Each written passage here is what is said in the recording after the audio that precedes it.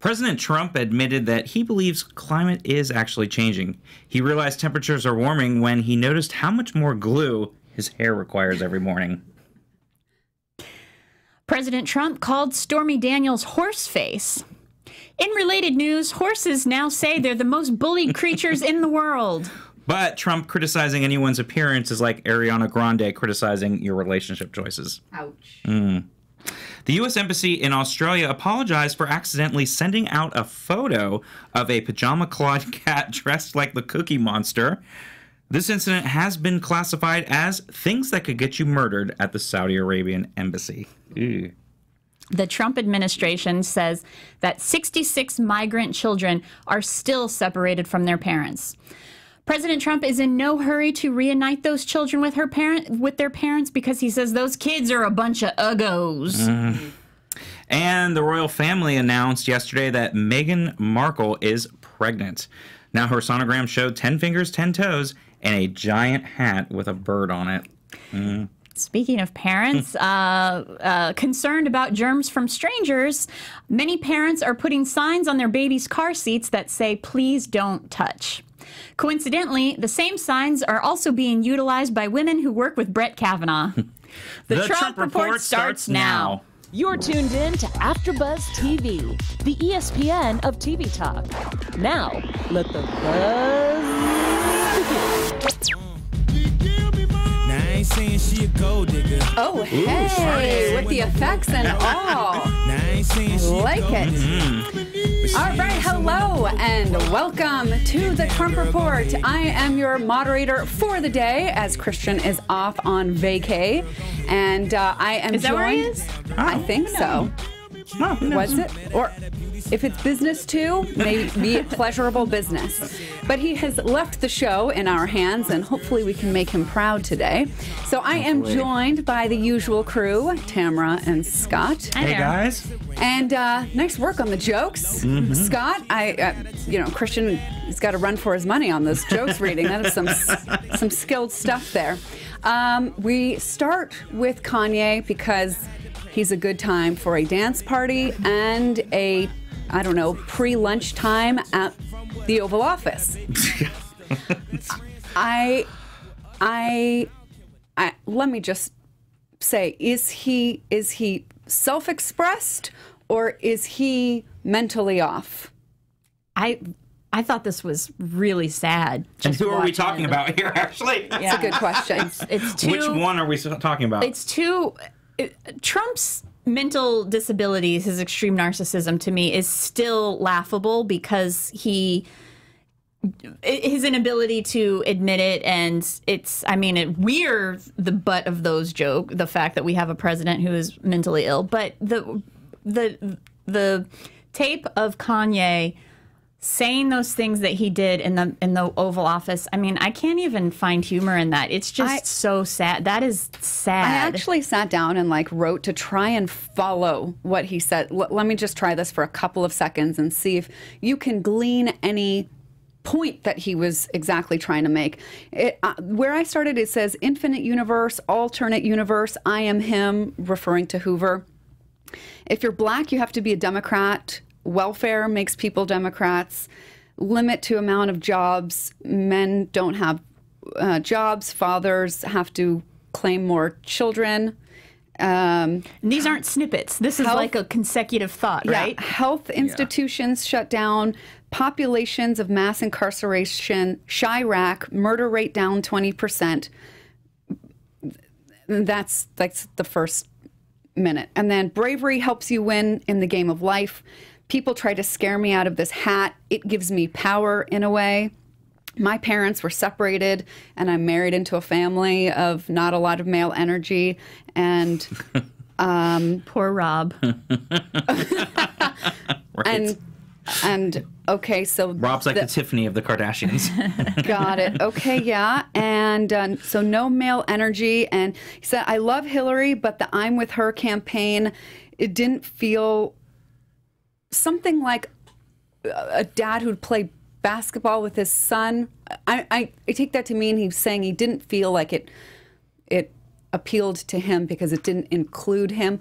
I'm thinking what's going on here. I wish we had a psychologist on the panel. That's what we really need. We do. So, actually, with what Trump every week. So you're saying you're trying to you're trying to what's that Dan Brown book? The not Angels and Demons, but the other one with the code. Yeah, Da Vinci Code. Da Vinci Code. You're There we trying go, to Da Vinci Code that into what this is like divine meaning that he actually has. I'm trying to see if there's some logic that can be found in here or to try and understand where he's coming from. So what it sounds like to me is that he felt that Trump is like a male father figure to him that could fill the void that he has felt.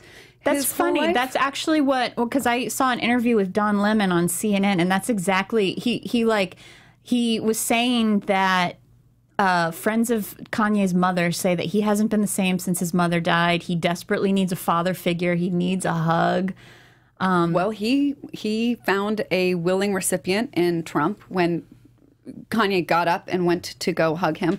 But is there anything that we think positive that could come out of this meeting? I mean, you just listen to the whole rant, 13th Amendment and abolishing the 13th Amendment, which trying to make sense of that too. I think if there is some logic that in there, it's that he's trying to do away with the part that allows for slavery in the event that you have been convicted of a crime and the punishment requires imprisonment. That's what the 13th Amendment says.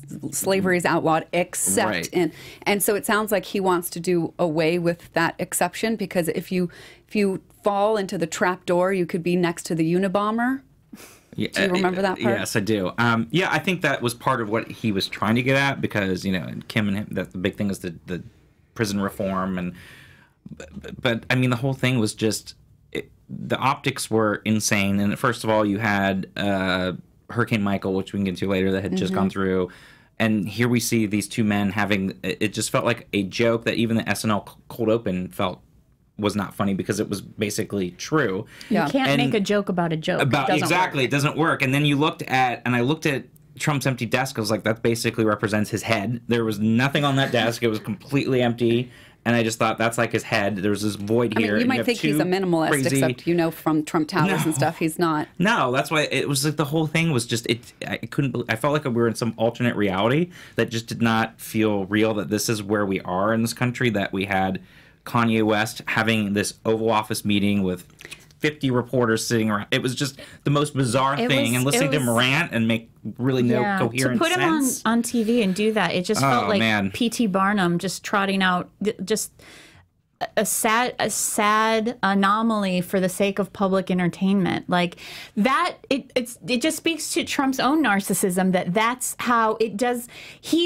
Trump wasn't even meaning to insult Kanye or anything like that. It's just that he is such a narcissist that somebody praising him is all that matters. It doesn't matter if it's a mentally disabled person. It doesn't matter if it's Hitler. If somebody is praising him, Trump wants to give them a platform, and he will take it. Well, I think the only good thing to come of this is that anybody who was nervous about engaging in politics because they didn't know enough should now have no concern about expressing their opinions.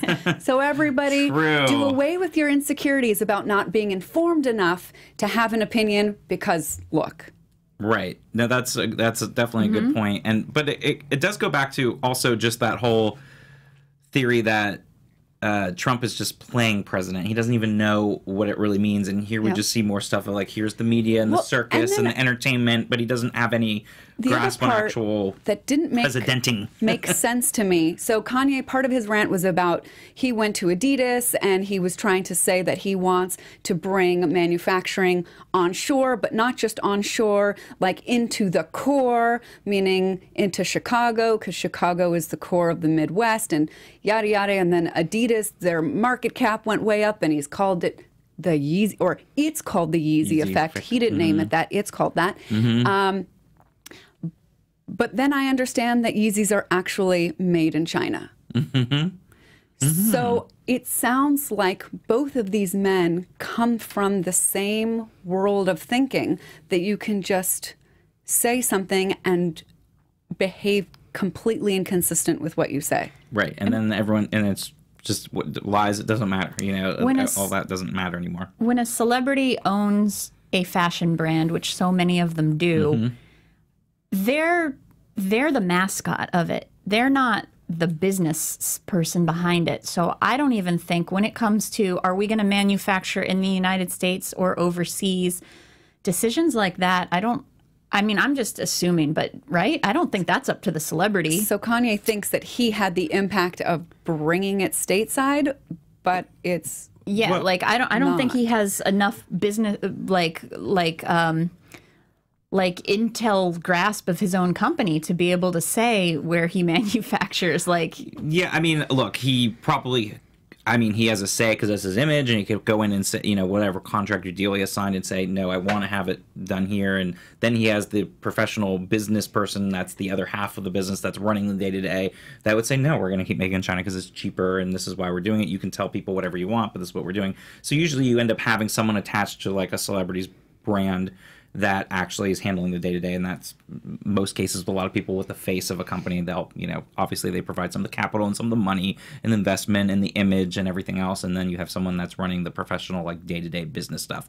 But look, he's still a part of it, so I guess theoretically, depending, he could maybe say something, but would it actually happen? Doubtful, because like everything else, like Ivanka's I was gonna say crap, but her stuff is basically made in China and everywhere else too, and a lot of Trump's stuff is made overseas as well. So it's nice talk, but there's really no action behind it right now, and it's probably never going to change because it's cheaper.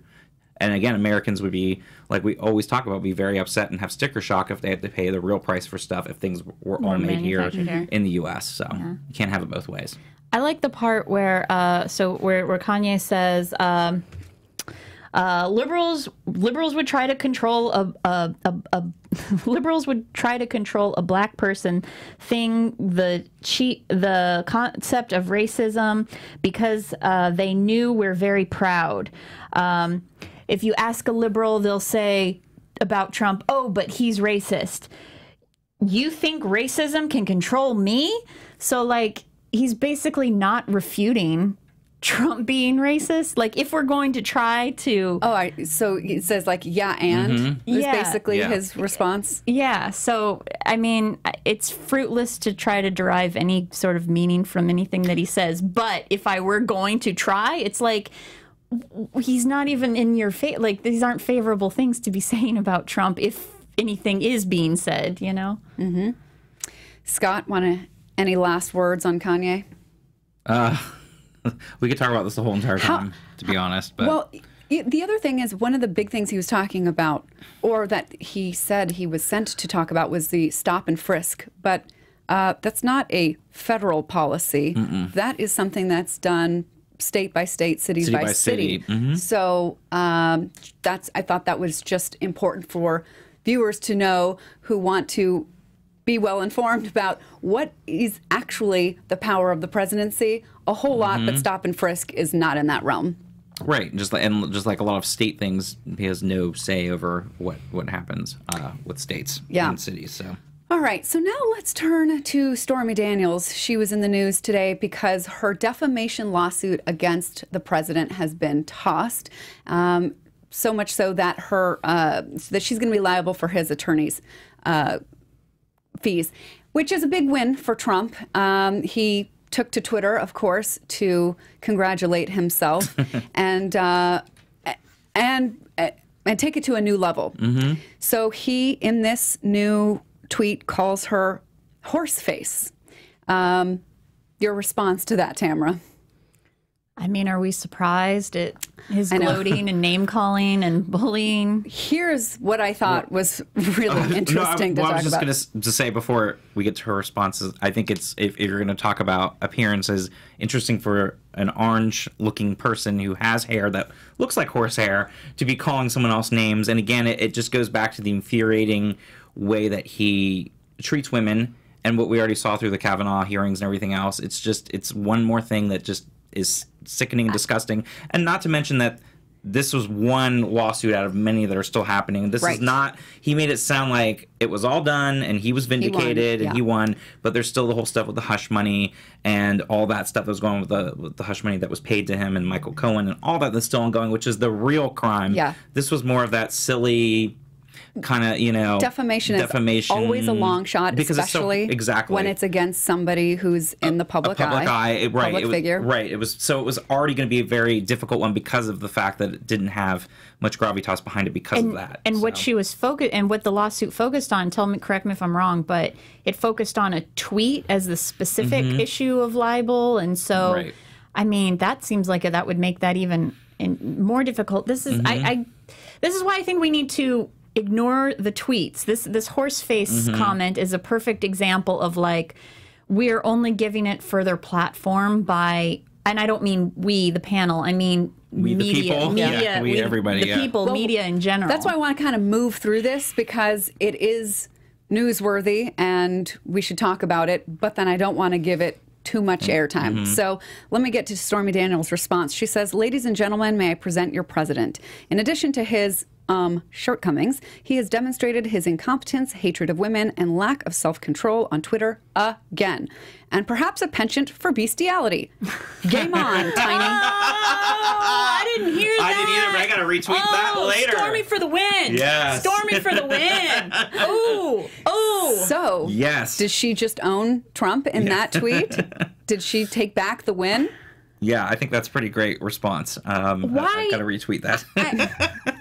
Okay, great. Good for you, Stormy. She doesn't put up with that, and she really gives, you know, that is just evidence that in 2018, porn stars are more articulate than the president of the free world. But that's what I'm saying. It goes back to the Kanye meeting. It's like, this is just like this weird, bizarre, alternate reality that I keep thinking we're going to wake up from, and this cannot be real. This just cannot be real, like you said, that we're engaging with porn stars on Twitter with Donald Trump, and Kanye West is meeting with him in the Oval Office with incoherent thoughts. And I'm reluctant to say that, because that makes it sound like I'm saying porn stars have no right to be intelligent and articulate, because absolutely they do. They're smart, and a lot of smart business people. Say, who's smarter, a porn star or a president? Who would you put your money on? Well, and it's not even that. It's the fact that it's gotten to a point where, again, it's entertainment, and it's just a circus. Regardless of porn star, celebrity with Kanye West, whatever it is, it's taken away what was supposed to be the presidential, you know, that was at another level that represented our country. Propriety. And that's what it goes down to. It's just this non-serious joke of a circus day in and day out, and not real. So something else that has become a little bit of a circus is this Elizabeth Warren DNA test showing that she is, I don't know what the right word is, a bit Native American. And then the first question I had when I saw this was, why is she doing this now? Do either of you have an opinion on that? The timing of it, that's a really good question. I took it when I watched the video, my main takeaway from it was not it was that the point of her video to me was showing how insulting the GOP has been to Native Americans. In their attempt to poke fun at Elizabeth Warren, they are insulting Native Americans by doing the this thing and stuff like that. Like that's what I took away from it. Like I don't, and also that she was claiming that she never received any sort of educational or platform scholarship or like career job benefits from being Native American. I did find it interesting that she, I think it was very telling, the fact that she doesn't say what the percentage was on those test results, because I would think that even if it was 1%, then say it's 1%. I did my DNA. I did 23andMe, and I am 1% Native American, and I wasn't expecting to be any. I didn't know that there was any, but I was 1%. And the fact that she didn't even say a percentage, I'm just like, was it point 0? You know, how small was it? It doesn't matter. Scott and I, both of our brains went somewhere else. We were back to the Trump, tweet basically from Stormy Daniels. Scott, what do you make of this? I don't know whether to call it a stunt or is this what do you think this is? It felt like a stunt, but the thing, regardless of what the percentage is with Elizabeth Warren, the only thing that I would say in her defense is, what happens a lot of times before all these DNA tests came out, which of course I probably wouldn't have kept talking about it unless I knew for sure what my heritage really was, and she has brought it up in the past. I think the name calling and Pocahontas and everything is, again, disgusting, and we've allowed Trump to get away with that, and now other GOP people. But the point is that maybe she, because like I'd grown up, everyone had grown up at some point and said, oh, you have Cherokee or you have Native American in your background, and maybe at this point she's in her mid-60s. Mm-hmm.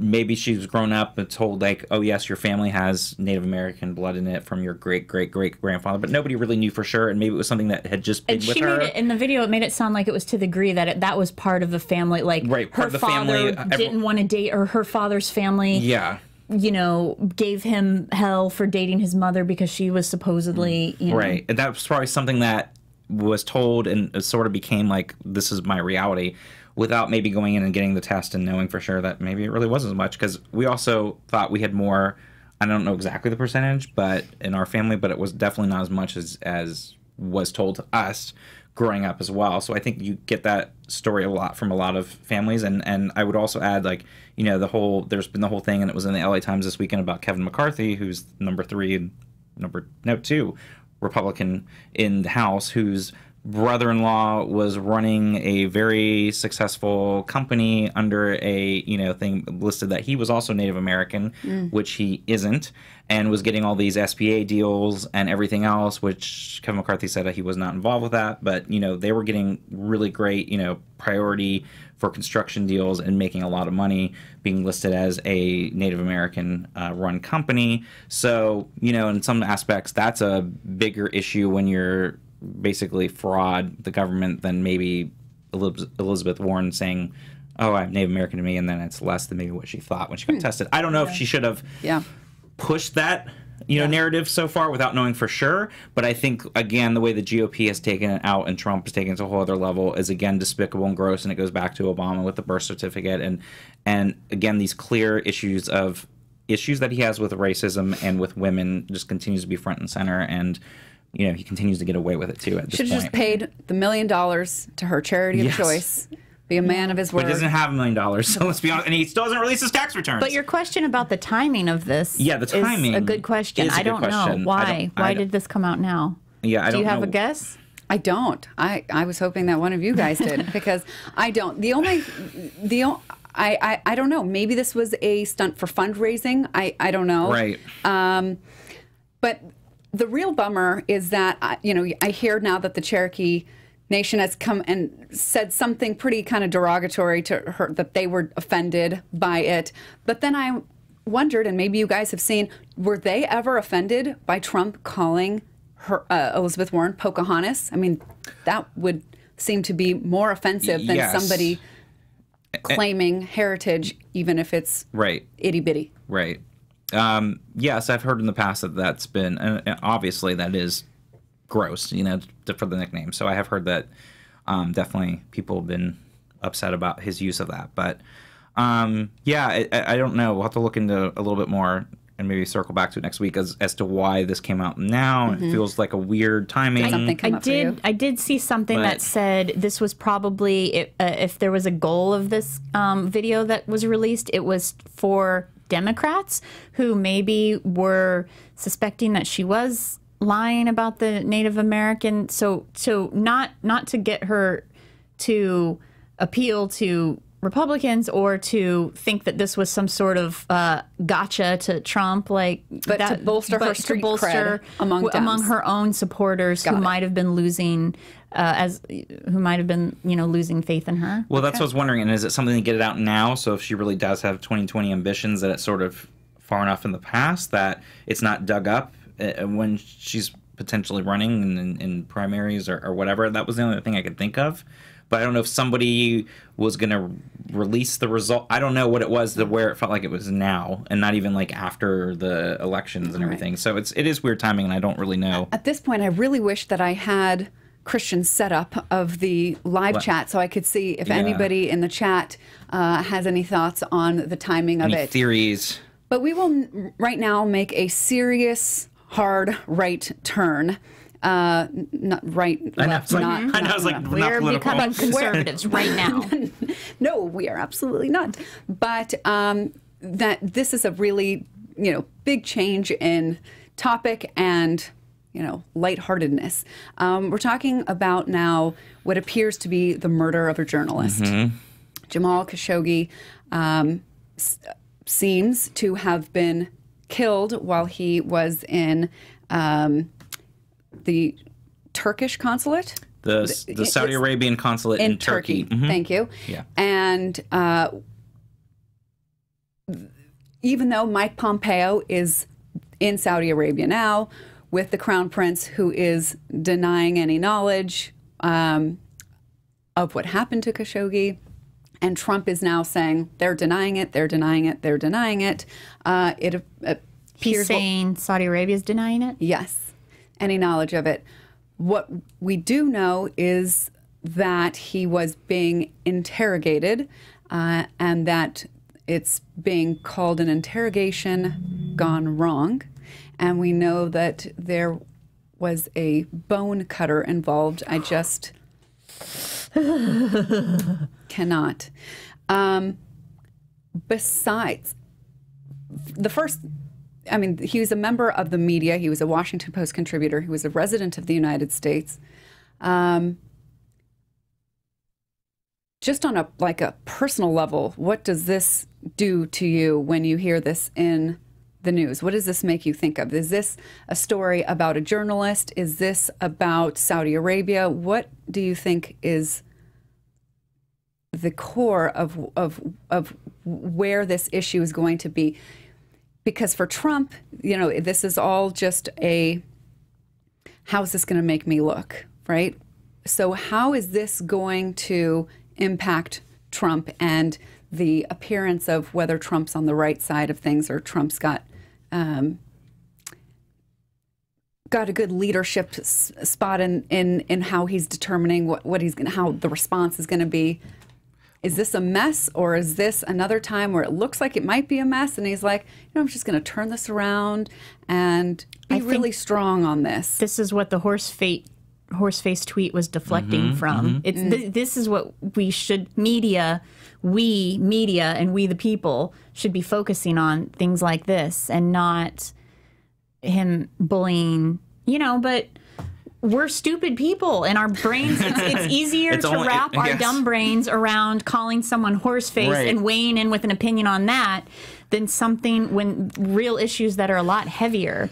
Yeah, he's like Teflon Don. I feel like he just gets away with it and gets away with it and gets away with it, and he has these weak answers, which he had with Russia for so long about the meddling. Oh, I believe him, and I believe the Crown Prince, and they didn't have any involvement. And I think, not saying it's right or wrong, but it's a bigger, more complicated relationship with Saudi Arabia. On one hand, it's like we've looked the other way for years, and this goes back with Democratic presidents as much as Republicans. With the money and the oil and the resources we get from them, we've looked the other way, when they were very conservative and didn't allow women to drive, to all these other issues that they have. But they've always kind of been on our side with certain things, like with the Middle East, with Iran, and right now with that horrible war in Yemen, which nobody really talks about, and how brutal that's been. And so it's a very complicated relationship. Donating money to the Clinton Foundation. It's a very complicated relationship that's not as easy to say, oh yes, this is, we can just cut this off of the past, no pun intended, with what happened to this poor journalist. But I do feel that as the leader of the U.S. I wouldn't have even made that connection if you didn't say no pun intended. The fact is, he has also allowed this sort of behavior to happen with him calling the press the enemy of the people, and him completely degrading the press and the freedom of the press through the past couple of years. And it allows these other countries to look at us and say, well, if he feels this way, now we have a stronger argument to be able to get away with press and people representing the press that we don't like. And we know that, and I can't ever say his name correctly, Khashoggi? Yes, Khashoggi had written a lot of negative pieces about Saudi Arabia He used to be an insider with the regime, and then started to become a critic of how they went about business, so to speak. Right, and all the business dealings and other things that were going on. So, of course, he was a critic, and he was now in their way when they're trying to supposedly turn over a new leaf and try to be more modernized and try to have, and this guy is now getting in the way of those plans. So, but it's a chilling effect, because when you have a president of the U.S. deriding the press, it gives some of these autocrats and these countries with more strong-armed leaders the freedom to feel that they can do whatever they want with journalists and not pay any repercussions. So I think it is a dangerous place to be in, because if we don't have a really strong response to this, regardless of what money and oil and things that we are potentially going to lose out on, it's going to continue to lead down more slippery slope in the future with other places, and even our own treatment of the press has been at jeopardy. So it is very chilling. If there is anything that's been positively contributed to our political discourse, it is the discussion around the sale of arms to Saudi Arabia that has come up following the death, because there is $110 billion arms sales that the United States is selling that much worth of weapons to Saudi Arabia. And Trump actually spoke about it on 60 Minutes on Sunday night. And he was asked, would you consider withdrawing that deal if we were to find out that the Saudis are behind this? And Trump, I don't know, very honestly said, maybe it's honest, I'm not sure, no, he would not withdraw the deal because it would hurt companies like Raytheon and Boeing and one other weapons company that I am forgetting off the top of my head, but it would hurt them and it would hurt jobs and therefore cost us a lot of money, and therefore no. And I said, wow, I mean, at least I think he just doesn't know that being honest about that is so gross these are our American values, that we are going to sell arms to countries. We don't care what the countries do with these weapons, who they kill with them, and we're going to still do business with them when they murder journalists. It's the same thing as with meeting with Kim Jong-un. Like, people, every other world leader refused to do that because of the way that he treated his people, and it was like a freeze out to be like, if you, I don't know, there's probably a word in international diplomacy for that type of freeze out. You are being inhumane to your own people, therefore we are refusing to acknowledge you as a world leader.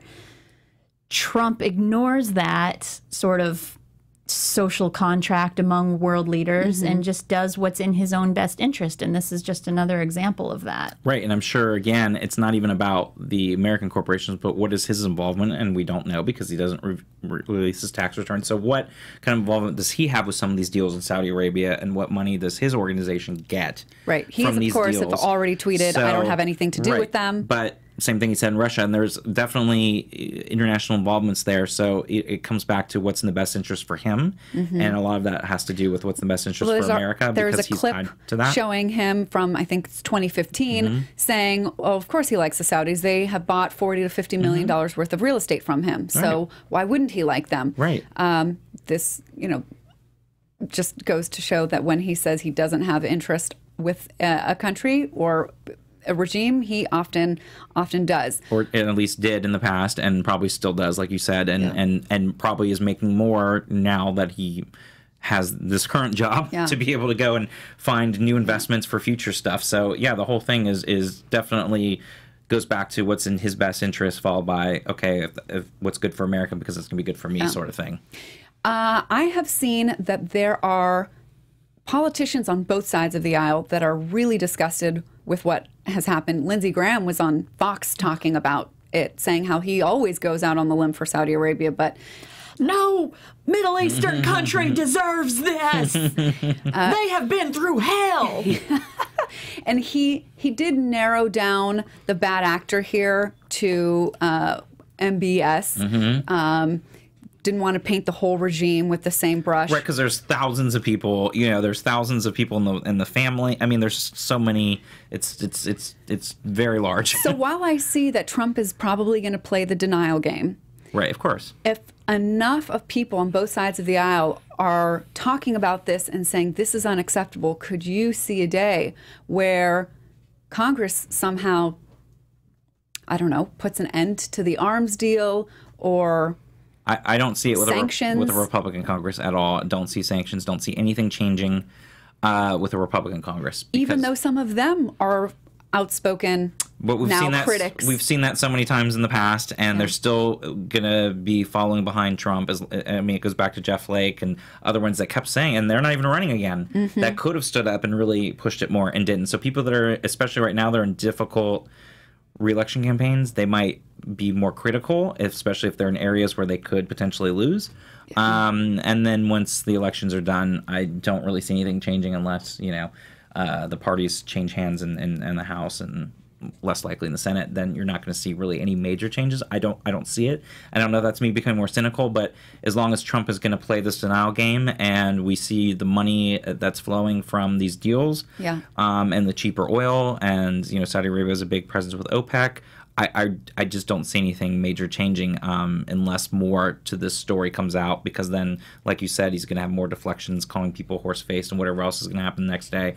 What's going to happen with the recovery here locally with Hurricane Michael? How's the economy going to keep doing the next couple weeks? I just always wondered, what would it take to alter our values such that we would say, no, money is not more important. Well, that is the American value, and that always has been, and that's part of the thing. Is that's it really out on the jobs? surface. Because when you say jobs, that's a big trigger word for people. Of course. Jobs. Oh, yes, we're for jobs. Yeah. But, you don't want to lose jobs at Raytheon and Boeing and stuff. Right. But if you were really just about jobs, you would legalize drug sales. You would legalize prostitution. There's lots of jobs there. So is it really about the jobs? Or is it really about the money that are going to these private companies? Exactly. Yeah. It's that are 98% supported by taxpayers. The jobs, renewable jobs in the field of renewable energy are like 7 times growing, far more as the coal industry is dying. So if we cared about jobs, you would be investing in those industries, not in dying coal industry, but that industry, the money is going into the pocket of whatever specific people that is getting it. Yeah. No, it's very true. Okay. Yeah, it makes me feel cynical and sad and scared to see something like that happen. Is just so chilling. Just no words. Yeah. And especially what it represents of the freedom of the press, and to have someone, it's just I have no words for it. It's an awful chilling effect on international. I know. All right. Well, now we can lighten things up maybe a little bit with the 60-minute interview. The theme for me that kept coming up over and over was Trump wanting everybody to know that he's not a baby. He's mentioned that was his response to like 3 different things. To talk when Leslie Stahl asked about, don't you know all the things that Kim Jong-un has done? Yes, I know. I'm not a baby. I'm not a baby. What else? What have you learned? Oh, how difficult politics is. I used to think Manhattan real estate people were the worst, toughest people, but no, now they're babies. And there was one other situation in which babies, I'm not a baby, I'm not a baby. I know, I tried to watch it and I couldn't even get through it. It was just so hard. Yeah, lots He's difficult to listen to. He is. Listen to speak. Like I'm appalled that people don't seem to even if you are a supporter of his who is an intelligent person, how does his sentence structures not want to make you want to rip your eyeballs out? Right. And probably the worst offending moment would be like, in the meantime, I'm president and you're not. Yeah. That's the epitome of being a baby. You can't have adult conversations, exactly, and you put it all back, and the whole thing about, oh, we won, so who cares if Ford's testimony was true or not, and we won, and that's and all that whether matters. I was respectful or not. Or respectful or not. And again, that's the epitome of being a baby. That's not being the grown-up, and especially being a president, that's far from it. And it's embarrassing, it's disgusting, and yeah, I mean, that's the exact definition of being what a baby is his behavior right there. Very well said. I think I will leave that right there. And now, looking forward to not just the midterms, but we're first going to look all the way forward to 2020. There was a poll that came out conducted by CNN, and I wanted to leave the entire analysis to our poll master, Scott Moore. Tell us about what this poll showed. You and Stormy Daniels, both nicknamed Poll Master. Wow. Look, the thing is that it's all a popularity contest right now. It doesn't mean anything, and I think people are getting so caught up in it because, like, a lot of Democrats, like, we don't want Joe Biden. Before we go further into that, let's just tell the people what this poll found. 33% would vote for Joe Biden. Was it that high? I thought it was like 13%. 13 was for Bernie. Oh, Bernie, that's right. Wow. 9% was for Kamala Harris. 8% for Warren. Then it was 5% Booker, 5% Kerry, 4% Michael Bloomberg, 4% Beto O'Rourke, who is fighting Ted Cruz right now for a Senate seat, 3% Eric Holder, and 2% LA Mayor Eric Garcetti, followed by like 1% for Avenatti. And yeah. I forgot that Biden's was so high. I think, again, it comes down to a lot of people are comfortable with Joe Biden and feel like he can match head to head with Trump, being the same kind of background and being the, gaffe prone, the blue collar worker who really connects to the blue collar worker from, the middle America, and he came from Delaware, and he's just an everyday guy. And I think a lot of people right now feel that that's comfortable. But again, the big problem is that this would be like the exact same thing as Obama, right? Right. But I wouldn't read too much into it. What I was going to say is, at this point, it doesn't mean anything. Yeah. At this point, you could put anyone on there. Yeah. Yes. It's just, exactly. It's just name recognition. What's that? I want to throw this poll in the face. You know how many times leading up to the 2016 election did I hear from Democratic men, we need a woman in office so badly. I would vote for any woman, just not that one. Oh, you think that, huh? You think you would vote for any woman, just not that one? Well, I thought an interesting part of this poll was it asked people whether they thought Trump would win or lose. Right. It was close. It was close. It's actually gotten closer than what it used to be. 46% say that he would win. 47% say that he would lose. I think he would win. Well, first of all, if he does run again, I'm still not, and I say that every week, but again, there's so much going to happen, because once the midterms happen, there's going to be a lot of fresh new faces. There's going to be maybe potentially new progressive governors in big states, like if Andrew Gillum wins in Florida, that race is close. If Stacey Abrams pulls off a win in Georgia. Which we need to talk about that, because what's going on in Georgia right now that people may not be able to vote. Voter suppression and things, and the tactics, again, Republicans can only win by cheating a lot of these places. But besides that, if for some, she still pulls off a win, and senators, new seats, new faces, there's going to be a whole new crop of candidates that are going to be out there that we may not even think about, which was like Obama. If you were going to be talking about him in 2006, nobody would have heard of him, really. So there are so many new people that are going to come out once we have the midterms and we have new people in power that may be new frontrunners that we aren't even thinking about now. And then you have no idea what's going to happen with the Mueller investigation. You have no idea what's going to happen with the economy. So it's a lot of stuff. Well, that one I do know. Yes. Majority of the economists say a recession by 2020. Right. And I agree that we're going to get out of the cycle, but we don't know how bad it's going to be, when it's going to happen, how it's going to start affecting people, how people are going to react to that, what people are going to be losing jobs and industries that are going to be dying off, and what those people were that had voted for Trump that may be disillusioned. So that's what I'm saying. There's so many what ifs that this is just like you could have put anybody's name on this list at this point. And I think Joe Biden, like Hillary Clinton, is just a known quantity that's been around for so long and is comfortable, and people are just like, great, because nobody else is, and Kamala Harris isn't even really known at this point. And she's getting herself out there, but there's so many things that have to happen between now, after the midterms, and once we get to those first primaries in Iowa in a little over 15 months from now, that a lot's gonna change. So it's a first thing, and I don't read too much into it at this point. Do we, the panel, think that the Democrats are going to overtake the Senate and the House? Well, that is a good question, and that was the next question. I mean, there were things that I saw this week that make me think it's less and less likely. For example, what's going on in Georgia, where Stacey Abrams' opponent Kemp is his Brian name. Kemp. Mm-hmm. He is. What is his role? That He's he is Secretary of State right now, the current Secretary of State. And he is holding, literally not allowing, I don't know how many thousands. It was like 53,000 African Americans mainly. And it was basically them being very strict on everything had to match up perfectly and your date of birth. And a lot of issues were happening with that where people's information was off. And then if it didn't match up perfectly, they're not technically allowed to vote. But I guess they still can go vote if they can come in with their ID. I mean, it's a whole thing. Yeah. So it's still, people should not feel that they can't vote. They should still go and make sure they vote because it should still Please try. counted. Yes, Please don't try, not people in vote. Georgia. Demand a provisional. Yes, at the very least, but I think it would be counted, when they bring in their ID. And the same thing with Chris Kobach, who's running for governor in Kansas, who barely squeaked out a win in the primaries. He's also the current Secretary of State there, and there's a chance the Democratic candidate could win in the governorship in Kansas, not out of the question.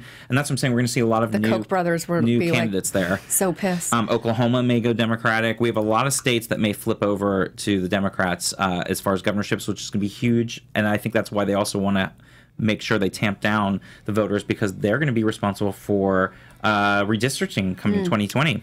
All right. So of course, more. Yes to the House for Democrats. Probably not Senate is my especially vote. the North Dakota. It's a whole other story. So we got 3 weeks to go for the midterms, but we will be here every week. Until then, come back. Join us next week as we continue the conversation on the Trump Report. And Christian will be back next week. Yes. Full house.